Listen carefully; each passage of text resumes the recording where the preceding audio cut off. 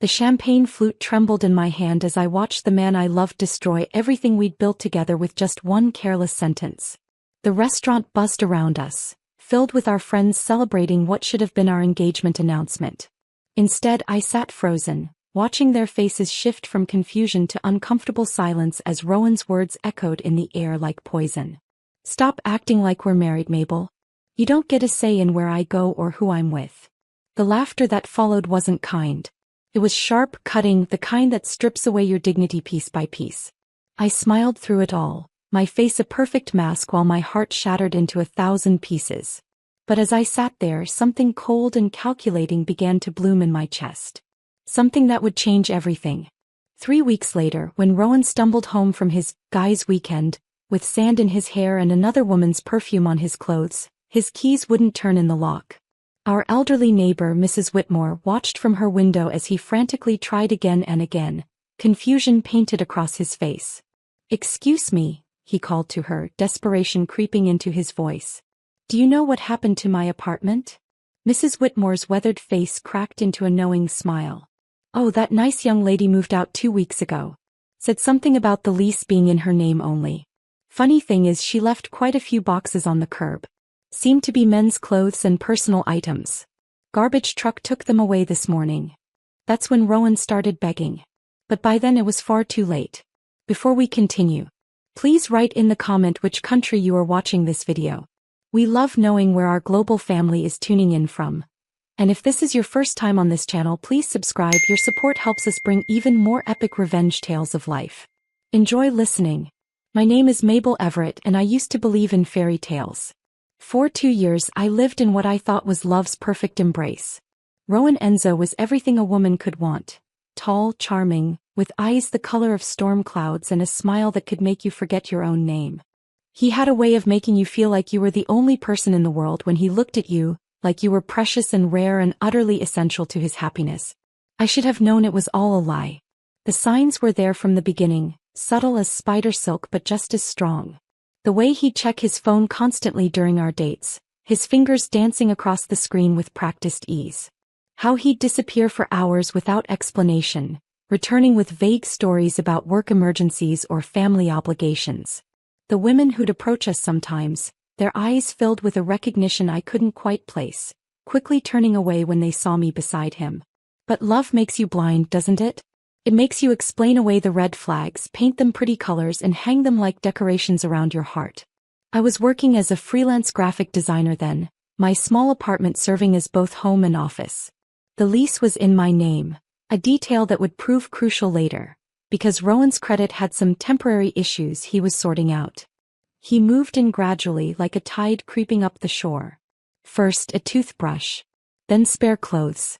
Before I knew it, he was there every night, his presence filling my space until it felt like ours. "You're so independent, Mabel," he'd say, kissing my temple as I worked late into the night on client projects. "It's one of the things I love about you. You don't need me, but you choose me." How those words would come back to haunt us both. The apartment itself was my sanctuary, a converted loft in the arts district with exposed brick walls and enormous windows that caught the light just right. I'd saved for 3 years to afford the security deposit, working double shifts at a coffee shop while building my design portfolio. Every piece of furniture, every carefully chosen decoration, every plant that brought life to the corners, it was all mine. All paid for with money I'd earned through sleepless nights and endless determination. Rowan contributed nothing to the rent, claiming he was between opportunities, and working on a big business deal that would pay off soon. I didn't mind. Love is supposed to be about partnership, about supporting each other through rough patches. I believed we were building something together, that his struggles were temporary setbacks on our path to forever. God, I was naive. The evening that changed everything started like so many others. We were at Giuseppe's, an intimate Italian restaurant where Rowan had taken me for our 6-month anniversary. The warm glow of candlelight danced across the white tablecloth, and the air was thick with the aroma of garlic and wine. I thought we were there to celebrate something beautiful. Rumors had been swirling among our friend group that Rowan was planning to propose. I'd even bought a new dress for the occasion, a deep emerald green that brought out my eyes and hugged my curves in all the right places. I'd spent hours getting ready, painting my nails, curling my hair until it fell in perfect waves around my shoulders. In the mirror, I looked like a woman ready to start the next chapter of her life. Our friends began arriving around 8. Couples we double dated with, people from Rowan's work, a few of my closest girlfriends. The energy was electric, everyone stealing glances at Rowan, waiting for something momentous to happen. I could feel it too, that sense of anticipation hanging in the air like a promise. But as the evening wore on, something felt off.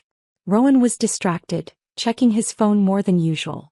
His smile seemed forced, his laughter just a beat too late. When Jessica, my best friend since college, asked him about his recent business trip to Miami, his jaw tightened almost imperceptibly. "How was Florida?" she asked innocently, swirling her wine. "Mabel said you were there for work?" "It was fine," he replied curtly, not meeting her eyes. "Just meetings. Boring stuff." But I'd seen the Instagram photos he'd forgotten to hide. Pictures of him on a beach, clearly not alone, though he'd cropped out whoever was with him. When I'd asked about them, he'd laughed it off, claiming a colleague had taken them during a break between meetings. The conversation moved on, but the tension lingered like smoke in the air. It was Parker, one of Rowan's coworkers, who brought up the weekend trip that would ultimately destroy us. "So, Rowan, you still coming to Vegas with us next month? The guys are planning something epic." I felt my smile falter. This was the first I'd heard of any Vegas trip. "Vegas?" I asked, trying to keep my tone light. "When is this happening?" Rowan's eyes flashed with something I couldn't identify. Annoyance? Guilt? "It's just a guy's weekend, babe. Nothing serious." "I thought we were going to look at venues that weekend," I said softly, remembering the conversation we'd had just days before about visiting potential wedding locations. "For our..." "Stop acting like we're married, Mabel." The words came out harsher than he'd probably intended, cutting through the warm restaurant air like a blade. "You don't get a say in where I go or who I'm with." The table fell silent. Someone's fork clinked against their plate. In the distance, a couple at another table was laughing, their joy a stark contrast to the suffocating awkwardness that had settled over us. I felt my cheeks burn with humiliation as several people shifted uncomfortably in their seats. Then Parker laughed, a nervous, uncomfortable sound that others quickly joined. Soon half the table was chuckling as if Rowan's cruel words were just a joke, just a man asserting his independence in that casual way men sometimes do. "Rowan has a point," said Derek, another of his friends. "Can't let them get too comfortable giving orders, right?" More laughter. Louder this time. I smiled. God help me, I smiled and stayed quiet, playing the part of the understanding girlfriend who could take a joke. But inside something fundamental was breaking. Not just breaking, shattering into pieces so small they could never be put back together. The rest of the dinner passed in a blur. I went through the motions, made small talk, laughed at the right moments. But I was somewhere else entirely, floating above the scene like a ghost watching her own life implode. When the check came, Rowan made a show of reaching for his wallet before realizing he'd left his credit card at home. "Babe, can you get this one?" he asked with that charming smile that had once made my knees weak. "I'll pay you back tomorrow." I paid. Of course I paid. I always paid. We walked home in silence, the October air crisp against my skin. Dead leaves crunched under our feet, and I couldn't help but think how fitting it was, everything dying around us as whatever we'd had withered away. "You're being dramatic," Rowan said as we climbed the stairs to my apartment. "It was just a joke, Mabel." Everyone laughed.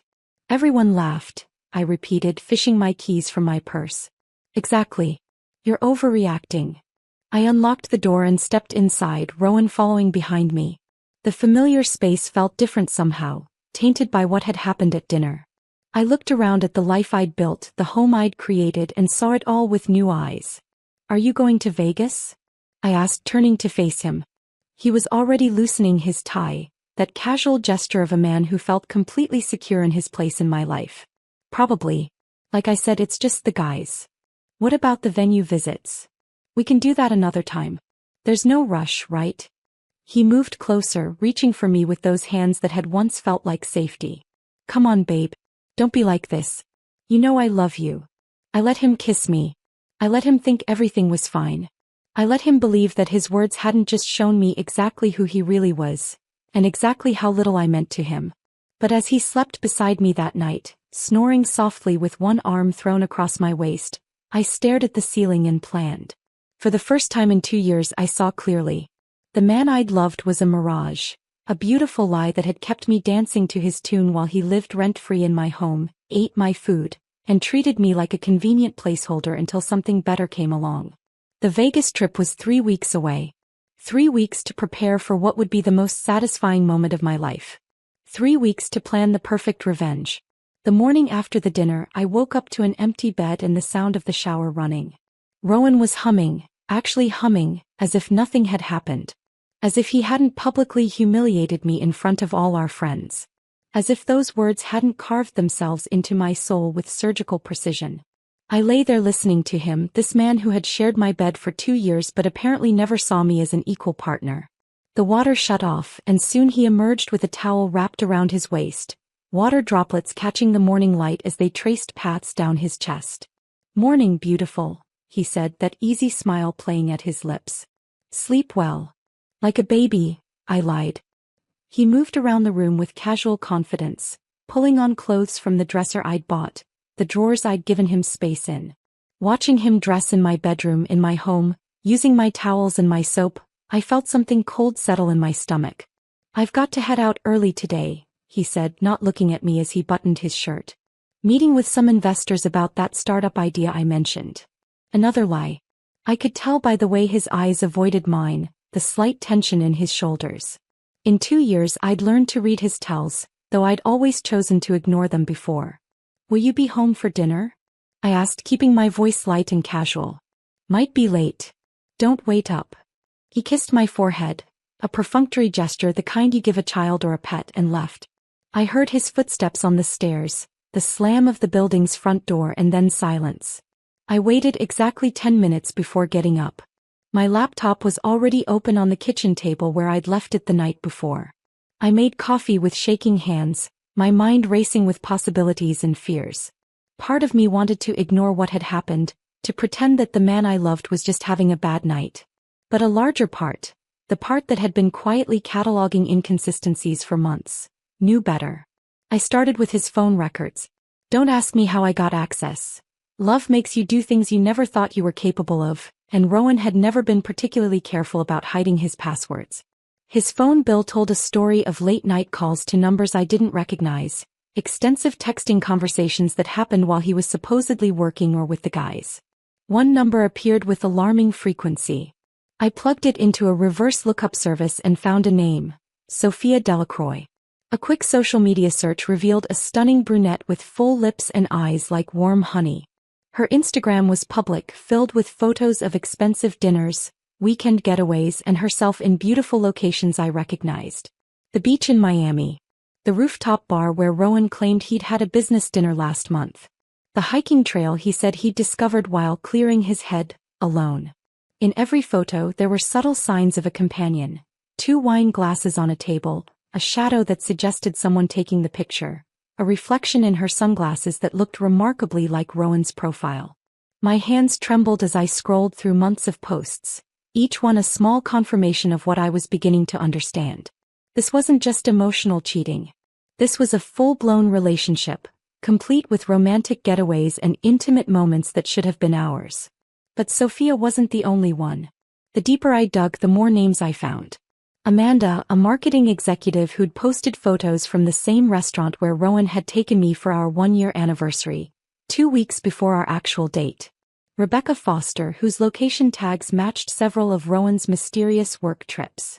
Each woman beautiful, successful, and completely unaware of the others. How had he managed it?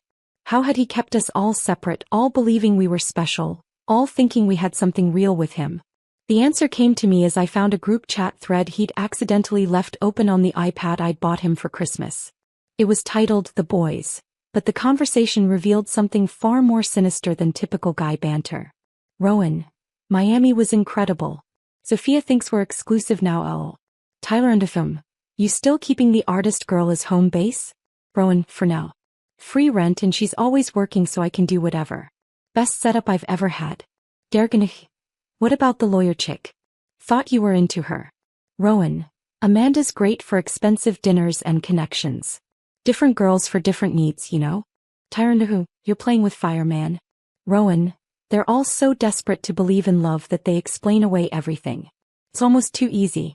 I read the conversation 3 times before the words truly sank in. Free rent. Different girls for different needs. Almost too easy.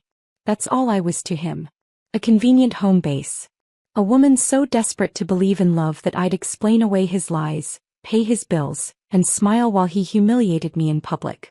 The rage that filled me was unlike anything I'd ever experienced.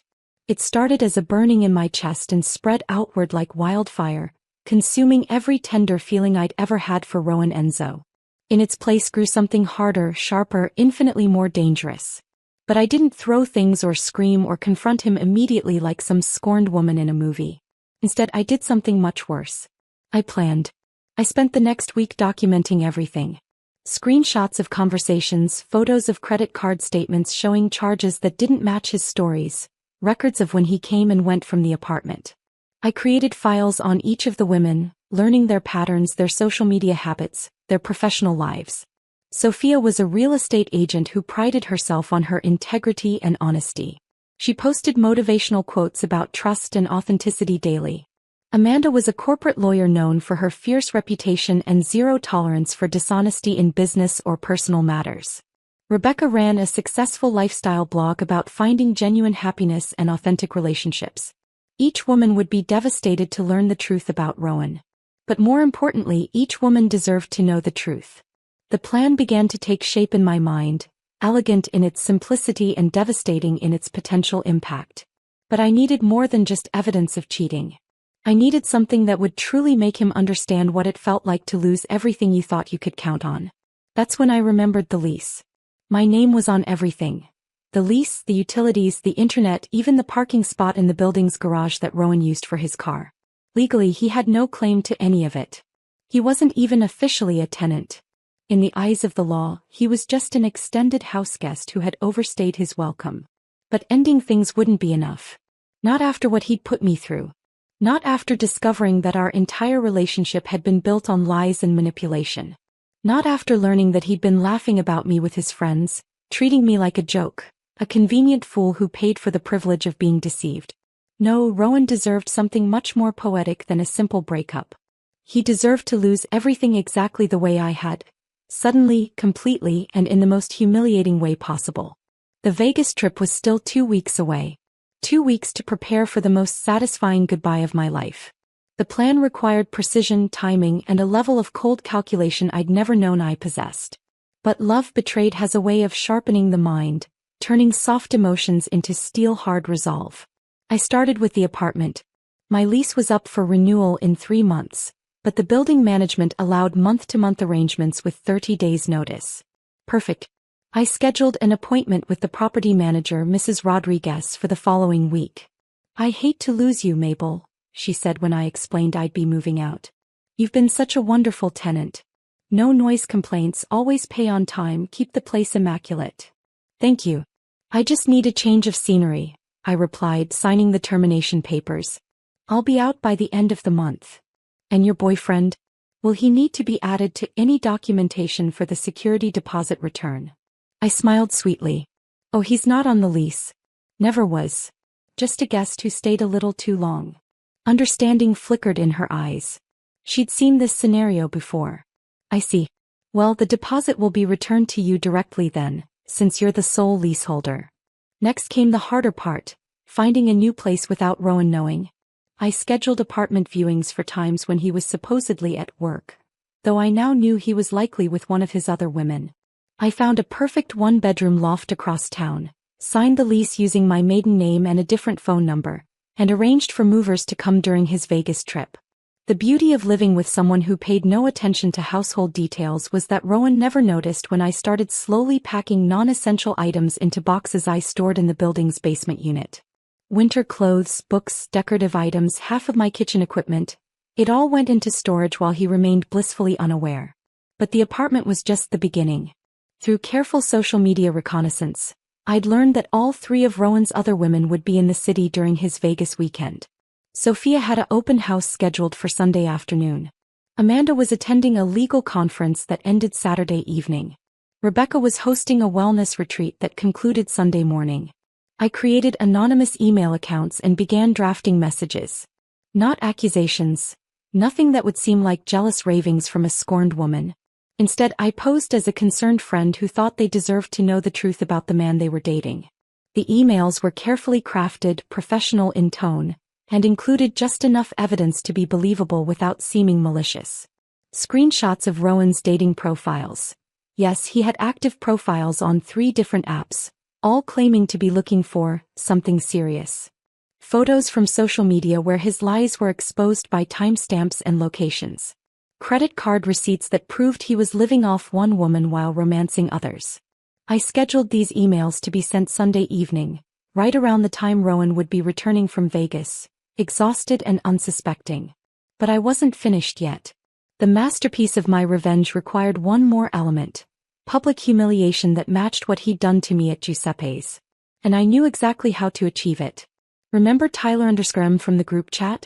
A little more digging revealed him to be Tyler Morrison, Rowan's best friend since college and the best man at his brother's wedding last year. Tyler had a very public social media presence where he loved to post about loyalty, brotherhood, and real men taking care of business.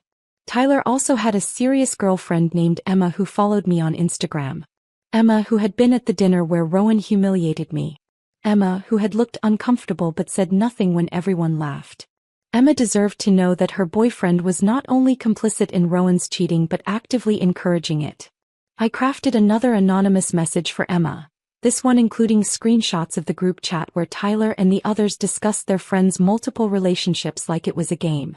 Where they laughed about deceiving women, about taking advantage of our trust, about treating us like resources to be exploited. But I saved the best part for last. Through their group chat, I'd learned about a tradition they had. Posting photos and stories from their trips in a shared album that their girlfriends and wives could access. It was supposed to prove they weren't doing anything inappropriate, just guys being guys.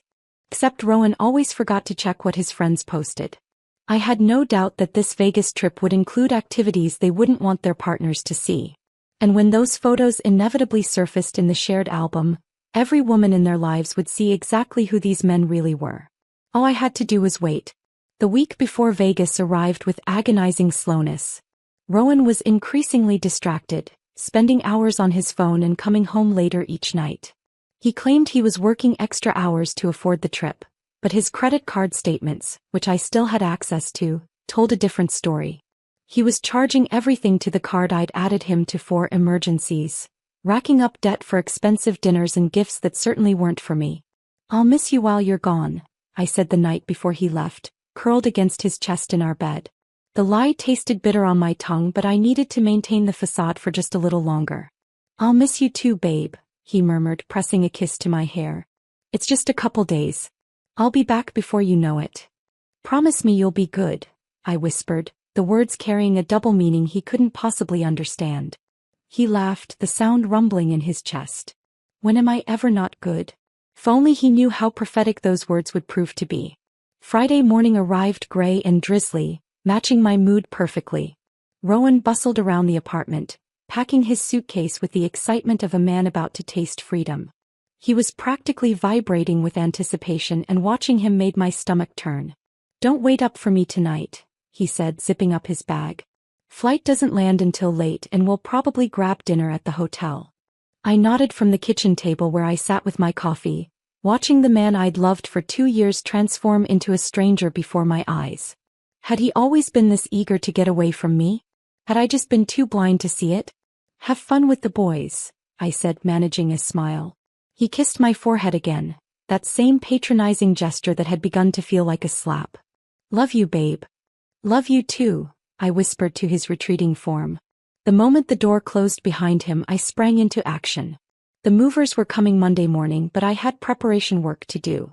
I spent Friday boxing up more of my belongings, leaving out only what I'd need for the weekend and a few of Rowan's favorite things I wanted him to see one last time before he lost them forever.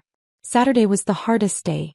With Rowan gone, the apartment felt different, charged with possibility and grief in equal measure. I found myself wandering from room to room, saying goodbye to the life we'd built together. Or rather, the life I'd built while he took advantage of my generosity and love. I allowed myself one moment of weakness, sitting on our bed with a photo from our first vacation together. We looked so happy, so genuinely connected.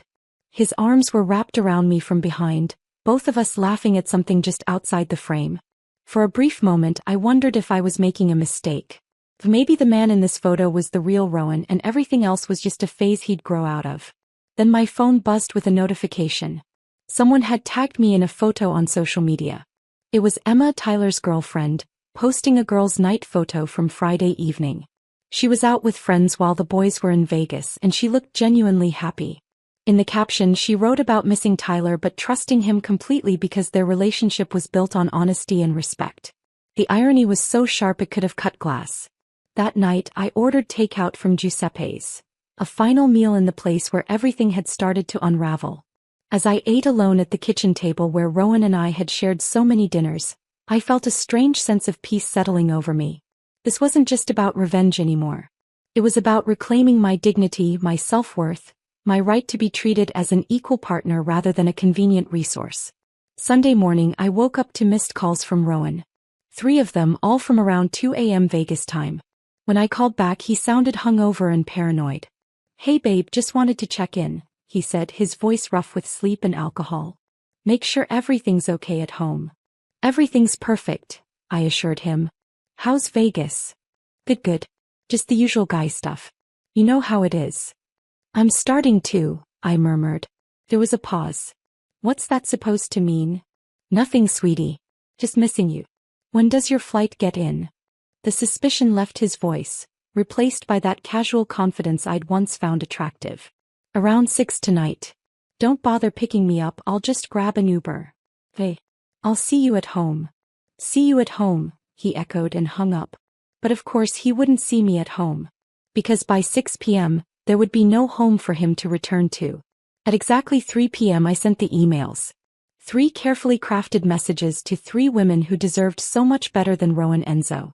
I included evidence, screenshots, receipts, everything they needed to understand that the man they'd been dating was a fraud. I explained about the group chat, the multiple relationships, the way he'd been categorizing women based on what they could provide for him. The message to Emma was different, more personal. I included the screenshots that proved her boyfriend was not only aware of Rowan's behavior but actively encouraging it. The conversations where Tyler joked about keeping girlfriends in line and making sure they didn't get too demanding. Then I sat back and waited. The responses came faster than I'd expected.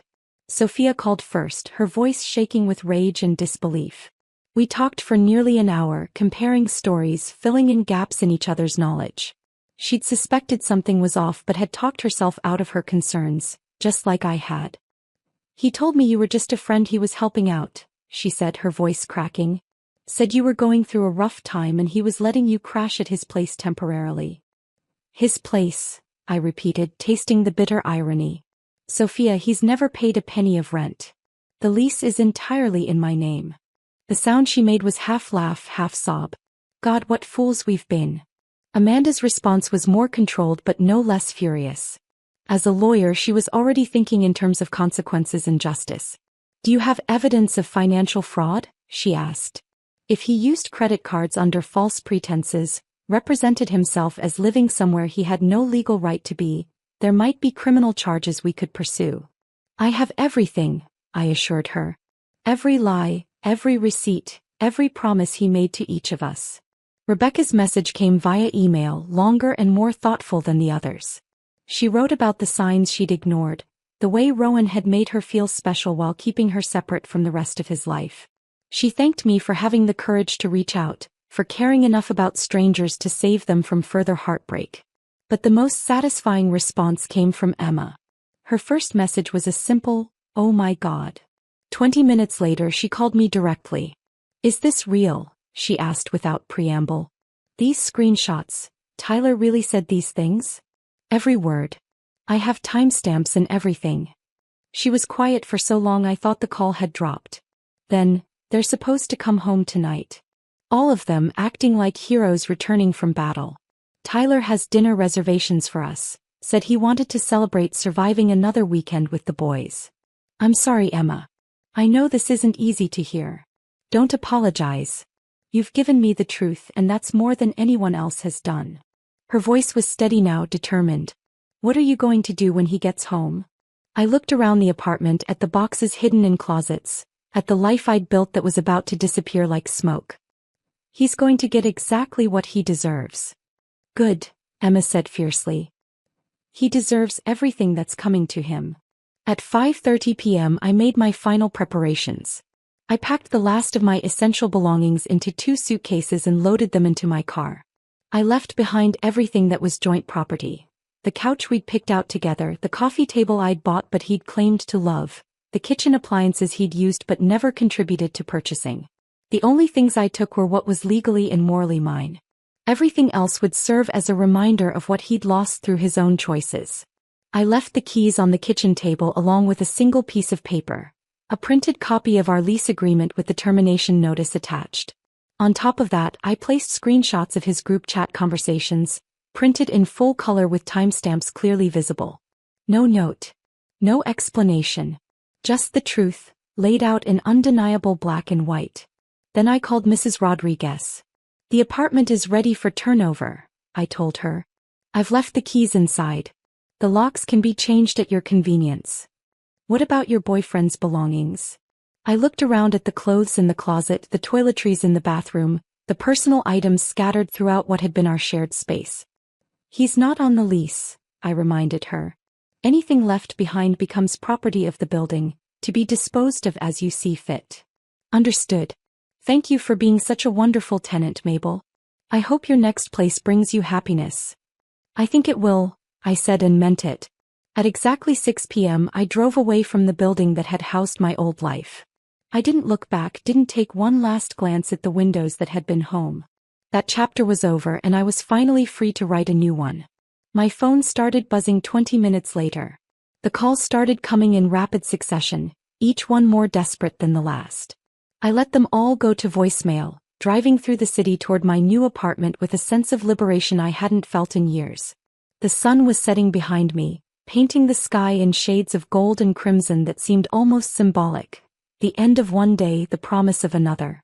But curiosity got the better of me. At a red light, I played the first voicemail. Mabel, what the hell is going on? My key doesn't work. Call me back. Now. Rowan's voice was tight with confusion and the beginnings of panic. The second message, left 10 minutes later. Babe, this isn't funny. The neighbor said something about you moving out? That can't be right. We need to talk. Call me back. By the fifth message, his tone had shifted from confusion to bargaining. Look, I don't know what someone told you, but we can work through this. Whatever you think happened in Vegas, it's not what it looks like. Please, Mabel. We love each other. Don't throw away 2 years over some misunderstanding. I almost laughed at that one. Misunderstanding. As if 2 years of systematic deception and emotional manipulation was just a simple miscommunication. The messages continued throughout the evening, each one revealing another layer of his desperation. He'd gone from denial to anger to bargaining in the span of 2 hours, and I could practically hear his world crumbling through the phone. But the most satisfying call came from a number I didn't recognize. You vindictive bitch. Tyler's voice exploded through the speaker before I could even say hello. What the hell did you send to Emma? She's packed her bags and moved in with her sister. She won't even talk to me. Hello to you too, Tyler, I said calmly, pulling into the parking garage of my new building. This is psychotic behavior, Mabel. Destroying relationships over what, some joke your boyfriend made at dinner? You're unhinged. I'm unhinged. I laughed, the sound echoing off the concrete walls. Tyler, I have screenshots of you encouraging your best friend to manipulate and use multiple women simultaneously. You called us desperate and said we were almost too easy to deceive. So tell me, who's really the psychotic one here? Silence. Then, those conversations were private. So was my relationship with Rowan, but that didn't stop you from treating it like entertainment. I got out of my car, my heels clicking against the pavement with satisfying authority. Emma deserved to know who she was really dating. They all did. You've ruined everything. No, Tyler. You and Rowan ruined everything the moment you decided that women were just resources to be exploited. I just made sure there were consequences. I hung up before he could respond and blocked his number immediately. My new apartment was everything the old one wasn't. Smaller but entirely mine. Modern where the other had been vintage, quiet where before there had always been the underlying tension of living a lie. I opened a bottle of wine I'd been saving for a special occasion and settled onto my new couch to listen to the rest of Rowan's messages. They painted a picture of a man slowly realizing that his carefully constructed world was falling apart. By message 8 he'd apparently talked to Sophia. "Mabel, please. I know you're angry and I know I made mistakes, but this is crazy. You can't just destroy people's lives because you're upset. Sophia is threatening to file a police report for fraud. This is getting out of hand." Message 12 revealed he'd been in contact with Amanda too. "The lawyer girl is talking about pressing charges. She says I represented myself falsely, committed financial fraud. Babe, I never meant for any of this to happen. I love you. I've always loved you. Can't we just talk about this like adults?" But it was message 15 that made me smile. They're all comparing notes now. All three of them are in some kind of group chat sharing information about me. This is insane, Mabel. You've turned them into a witch hunt. Please, I'm begging you. Tell them it was all a misunderstanding. Tell them we broke up and I was confused. I'll do anything. Anything. The word echoed in my mind as I sipped my wine and watched the city lights twinkle beyond my new windows. Now he was willing to do anything, when just days before he'd publicly humiliated me and told me I had no say in his life. Too little too late. My phone buzzed with a text from an unknown number. "Is this Mabel? This is Sophia. The other girls and I would like to meet with you tomorrow if you're available. We have some things to discuss." I smiled and typed back, "I'd like that very much." The next morning brought a fresh wave of desperation from Rowan. He'd apparently spent the night in his car or a hotel, because the messages were coming from different locations according to the background noise. "I went by the building this morning. Mrs. Rodriguez said you terminated the lease. She wouldn't let me get my stuff. She said since I wasn't on the lease, my belongings are considered abandoned property. Mabel, that's my whole life in there. My clothes, my laptop, my grandfather's watch. You can't just throw away 2 years of my life." But I could and I had. Just like he'd thrown away 2 years of mine with his lies and manipulation. The meeting with the other women was set for noon at a small cafe downtown. I arrived early, ordering coffee and choosing a table in the back where we could talk privately. One by one they arrived and I was struck by how different yet similar we all were. Sophia was stunning in person with the kind of effortless elegance that made you understand why Rowan had been drawn to her. But her eyes held a hardness now, a sharp intelligence that had been awakened by betrayal. Amanda carried herself with the bearing of someone accustomed to command, her designer suit and confident stride speaking to her success in the legal world. Yet there was something vulnerable about her now, a crack in the armor that Rowan's deception had created. Rebecca was softer, more ethereal, with the kind of natural beauty that needed no enhancement. She looked like she'd been crying, but her jaw was set with determination. "So," Sophia said once we'd all settled in with our drinks, "here we are. For women who thought we knew Rowan Enzo." "I've been thinking about this all night," Amanda said, her legal mind clearly working through the implications. The financial fraud alone could put him in serious legal trouble. Using credit cards under false pretenses, representing himself as a tenant when he had no legal standing, there are definitely criminal charges we could pursue. "What about the emotional damage?" Rebecca asked quietly. "I know it sounds naive, but I genuinely believed we were building something real. I turned down other opportunities, other relationships because I thought we had a future together." I reached across the table and squeezed her hand. "It doesn't sound naive. It sounds human. We all believed what he wanted us to believe." Sophia pulled out her phone and scrolled through something. "I've been going through our conversations looking for patterns. He told each of us essentially the same lies, just customized to what he thought we wanted to hear.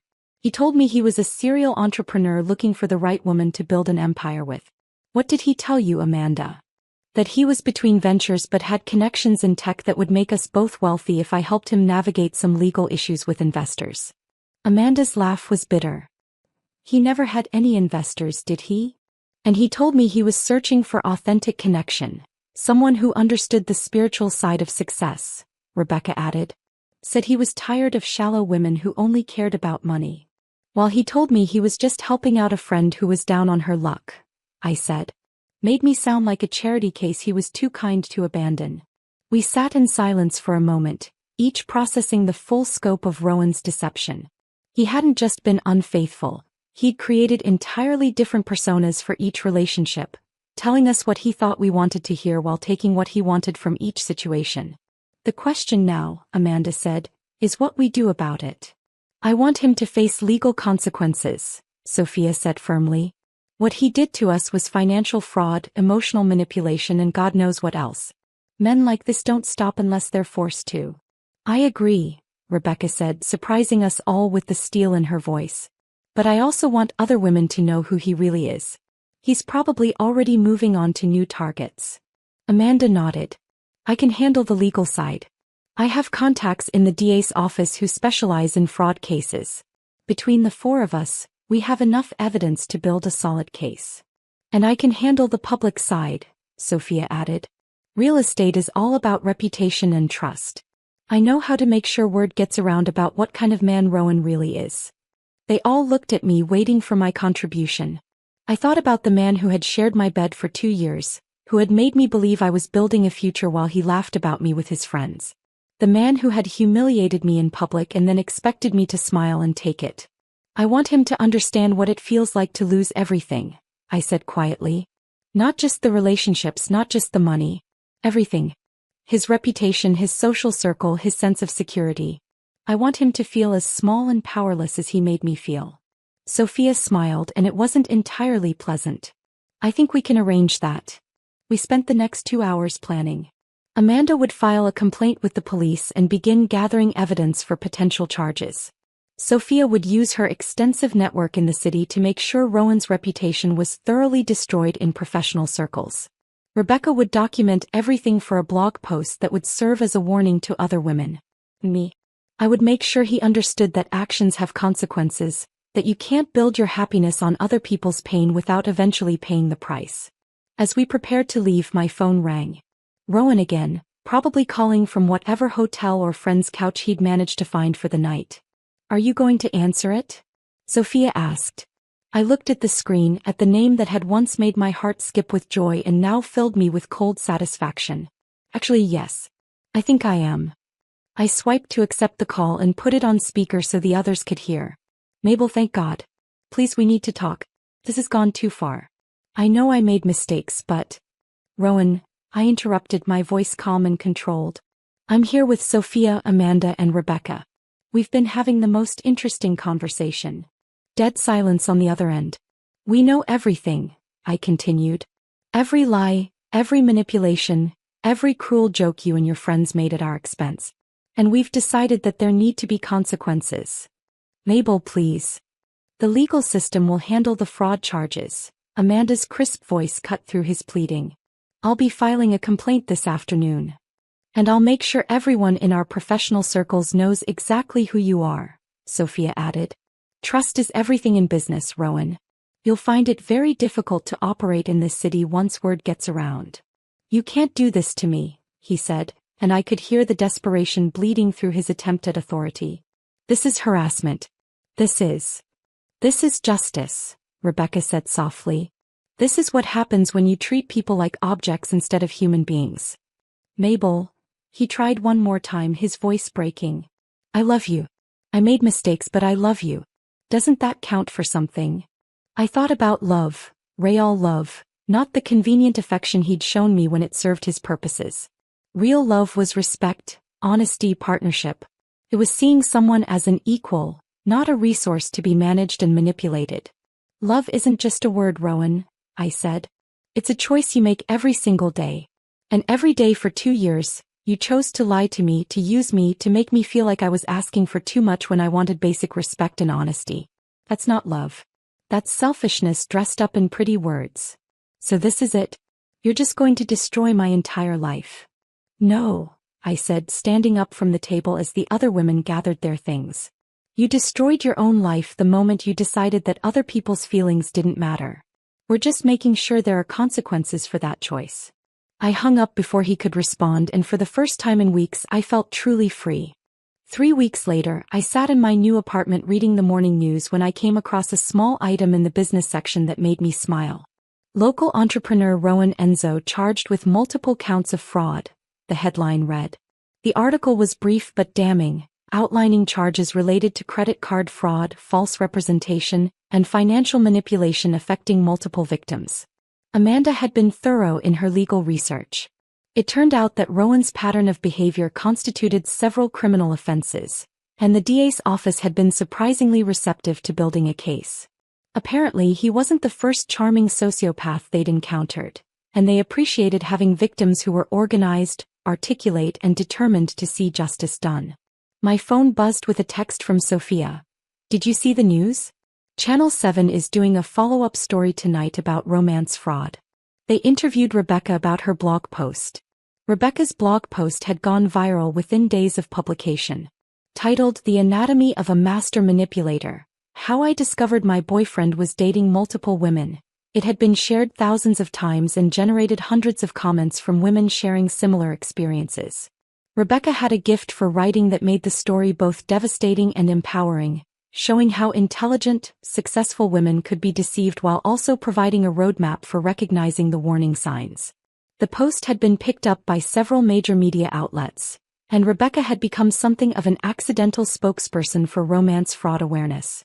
She'd handled the attention with grace, using her platform to help other women rather than simply seeking revenge. But the media attention was just the beginning of Rowan's problems. Sophia's network in the business community had proven remarkably effective at spreading the word about his character.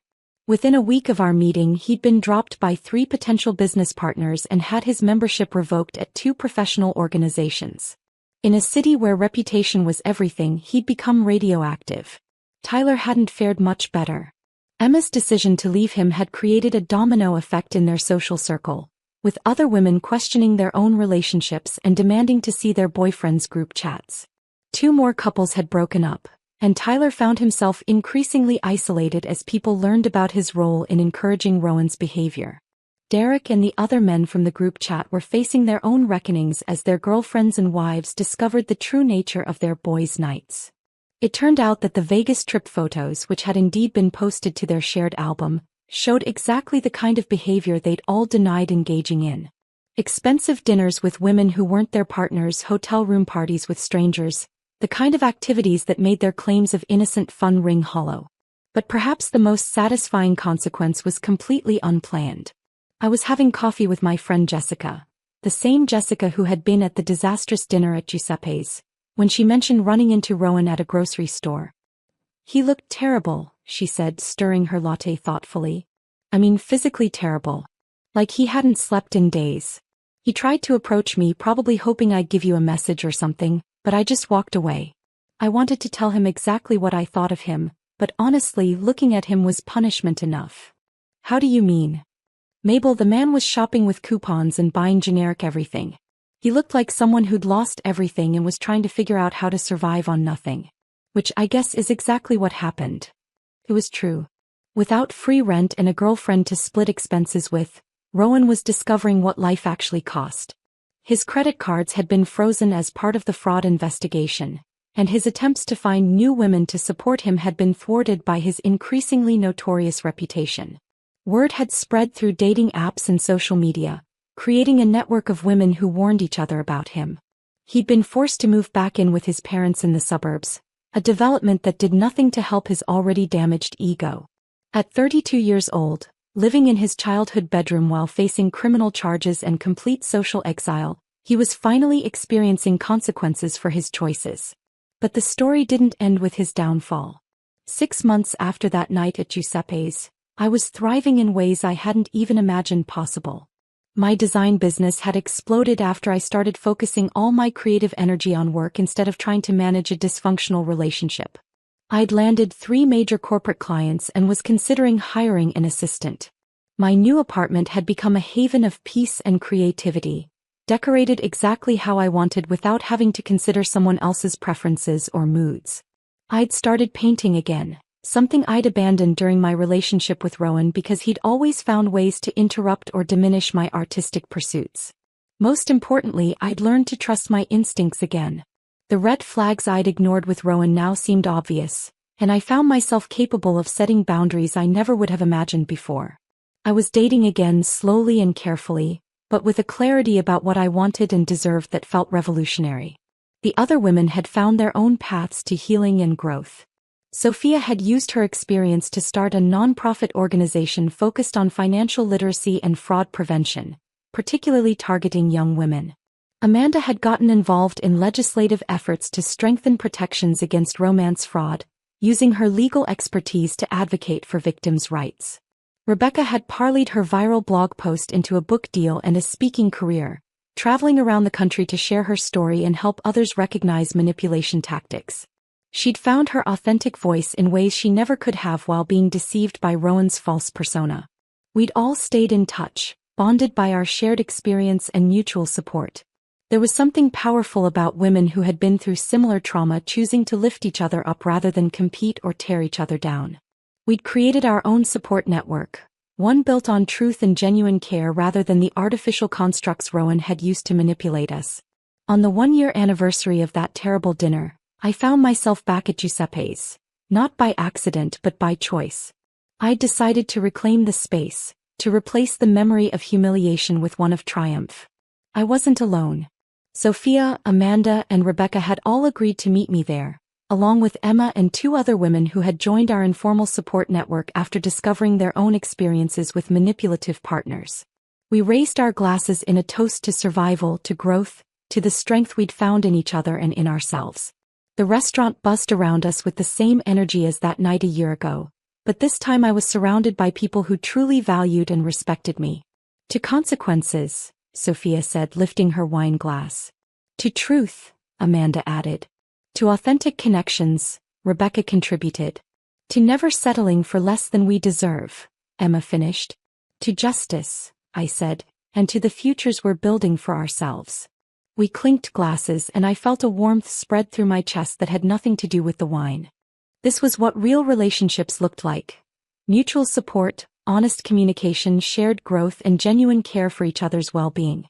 As we laughed and talked late into the evening, sharing stories and dreams and plans for the future, I realized that Rowan's betrayal had been the best thing that ever happened to me.